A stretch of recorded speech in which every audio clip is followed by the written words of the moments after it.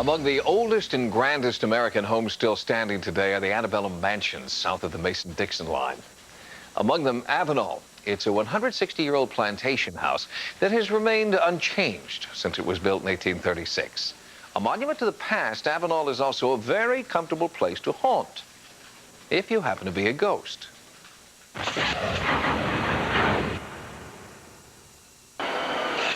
Avenel is the South, a place where you can almost hear Confederate soldiers marching off to fight a losing battle, feel the loss of the families left behind, and if you're one of the lucky ones, you will see a wraith, the mysterious lady in white. There is someone here, and I feel like whoever she is, she means no harm.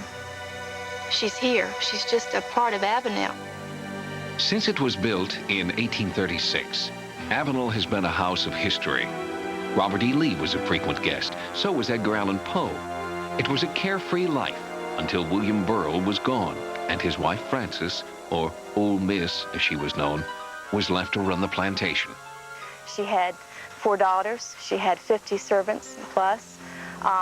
Everyone, of course, had their own lives to live. Everyone on occasion would be sick, hungry, giving birth. She had a lot to take care of. For Susan Overstreet and so many others who come here today, Avenel is a unique slice of living history. It's truly a place that lives inside of you. Overstreet, Annette Allen, and Annette Peterson are restoring Avenel, drawn here by its historic legacy, kept here by the spirits inside. We were having a committee meeting in the dining room. Within a minute, I could hear a noise. It was a noise I had not heard before. It was a swishing sound, a rustling sound, and it got louder and louder. I couldn't put my finger on what this noise was. And at that moment, we realized that was the rustle of a hoop skirt.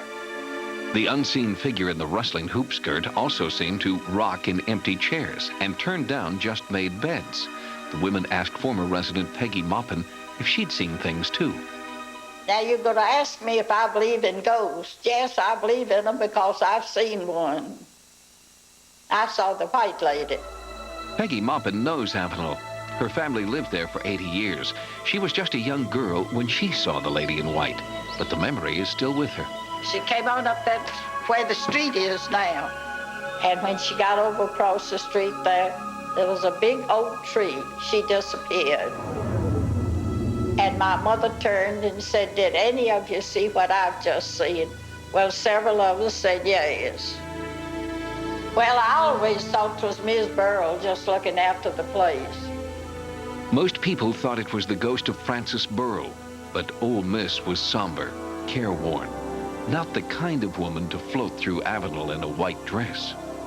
So, Sightings asked psychic investigator Debbie Carvelli to investigate the home and determine the identity of the lady in white. She claimed to make contact in the attic. There definitely is a presence here. I think that there's a little bit of sadness, too, because of all of the hardships and the difficulties that they went through. But I definitely feel that there's that particular feeling here. In this bedroom, Carvelli claimed to make contact again. She said she was seeing the ghost and hearing a name, Fan. There's a woman's face. And there's crying, a lot of crying. I feel it's Van. I do not think it's Ole Miss. She wants to get it back, but she knows it won't be in the same way. The family and the closeness and all a part of life. It was home. It was happy, even though there was some sorrow. Fan was Fanny, William and Frances Burrell's third daughter. Many a disappointed suitor had lost his heart to the enchanting Southern belle, who was known as the flower of Avenel. She was close to everyone, and I think she just must have had a wonderful personality that anyone could love. At the height of the Civil War, soldiers knew Avenel as a refuge, a place to get a hot meal and try to win Fanny's heart. But that belonged to James Breckinridge, whom Fanny had known since childhood. They got back together when they got a little older and just found out they had a lot in common, and just fell very deeply in love. When James was called to war, the two married quickly. Fanny didn't see her husband again for many months until she joined him during a short furlough. It was the first and last time they would kiss as husband and wife. Apparently, she contracted typhoid, came back to Avenel, and in August 1862, just months after she had married Captain Breckinridge, she died. James was fighting a losing battle when he heard the terrible news.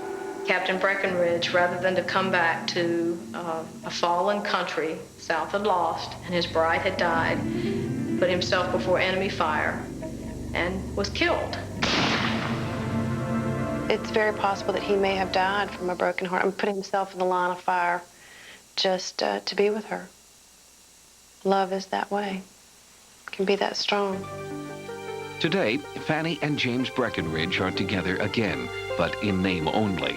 James's body was never found, and so Fan's body was buried alone. But her spirit, many now believe, is still waiting for James before she will rest in peace. Love is a very powerful emotion, and it can withstand all time. So Fanny, who met her true love at Avenel, married at Avenel, and died at Avenel, may never stop wandering until she's reunited with the lost spirit of her beloved captain. No one is certain when the White Lady of Avenel first appeared, but there is one clue that she may have been in the house from the very beginning. Avenel was named after a house in Sir Walter Scott's novel titled The Monastery, and that fictional Avenel had a ghost called the White Lady.